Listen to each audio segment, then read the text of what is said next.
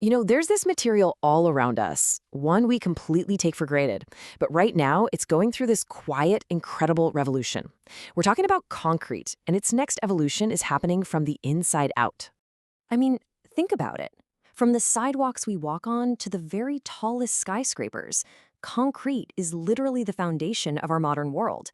Its scale is just mind-boggling, almost impossible to comprehend. But there's a catch. And that's the wild paradox we're going to dive into today. How can a material that we define by its strength have this hidden, fatal weakness that we've been trying to solve for, well, centuries? Okay, so what is this fundamental flaw? Let's get right to the heart of the problem with the world's most popular building block. Yeah, this really lays it all out perfectly. See, conventional concrete is a champion under compression. You can squeeze it all day long, but the second you try to pull it or bend it, that's called tension, it fails. It's strong, yeah, but it's brittle. It cracks. And that's the puzzle engineers have been trying to solve forever. So, how do you solve a problem like that? Well, the answer is actually really elegant and kind of simple. You don't just pour concrete anymore. You weave strength right into its DNA. And this is it, fiber-reinforced concrete, or FRC. The idea is just brilliant. You mix millions of tiny, discrete fibers right into the concrete itself.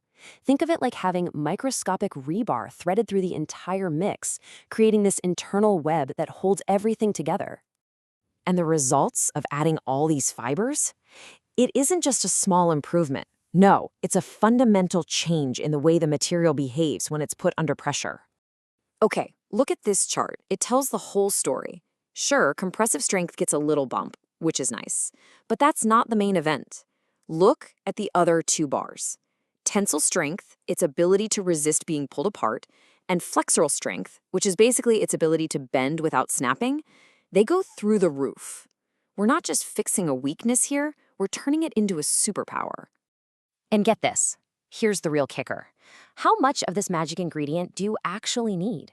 Research from Sirianonov and Vitnanets found that as little as 1% of steel fiber by volume can lead to these incredible improvements. It's such an efficient upgrade, giving you huge performance for a tiny addition.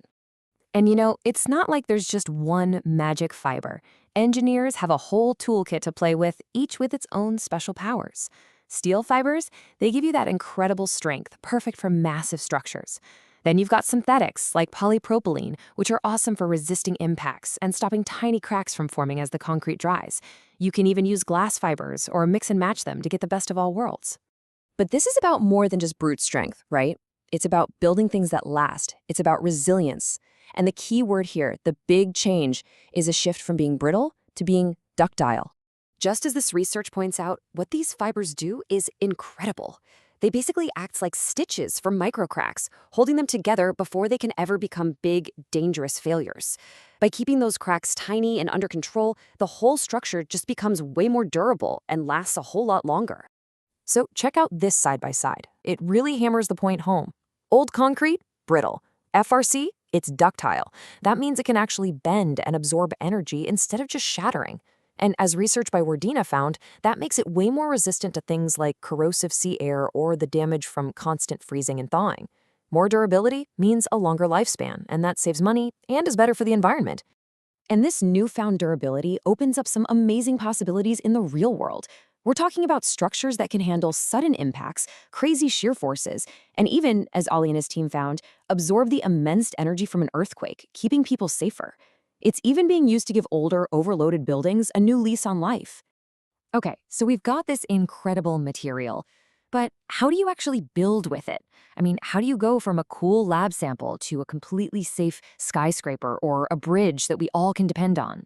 Well, the answer, believe it or not, is in the digital world. Long before anyone pours a single drop of concrete, engineers use this super powerful simulation tool called finite element analysis, or FEA. You can think of it like a virtual stress test on steroids, letting them see exactly how this new concrete will act in the real world. The whole process is this cool dance between the physical and the digital. It all starts with hands-on lab tests on the actual material. Then, they take that data and build a digital twin of the concrete part. And that's where the FEA comes in. They can throw anything at it inside the computer, bend it, crush it, shake it, all to find any potential weak spots and make the final design as safe and efficient as humanly possible.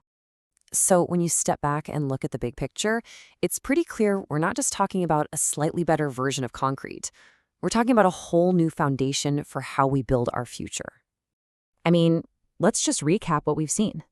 Fiber-reinforced concrete takes this brittle, ancient material and makes it ductile. It massively improves the durability and lifespan of our structures, which makes them way safer against everything from impacts to earthquakes. And thanks to those digital tools, it lets us design smarter than ever before. It really is a beautiful concept when you think about it. We're not just inventing something new out of thin air.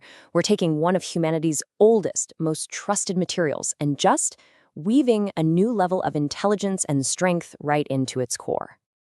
And that really leaves us with a final, pretty exciting thought. This tech just blows the doors open for architects and engineers. So the question I want to leave you with is this. If we can re-engineer our oldest building block, what kind of world are we going to build with it? What do the cities of tomorrow look like when their very foundations are stronger, smarter, and truly built to last?